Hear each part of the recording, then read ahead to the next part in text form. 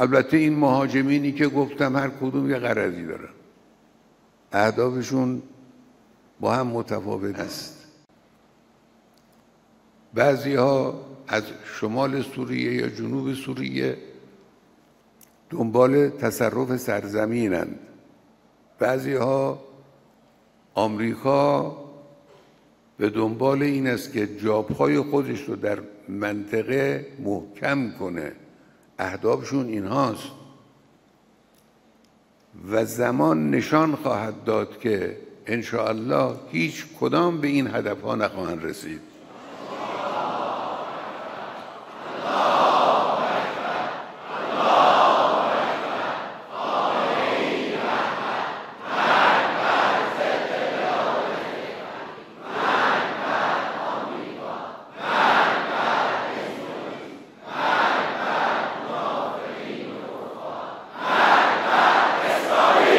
مناطق تصرف شده سوریه به وسیله جوانان غیور سوری آزاد خواهد شد.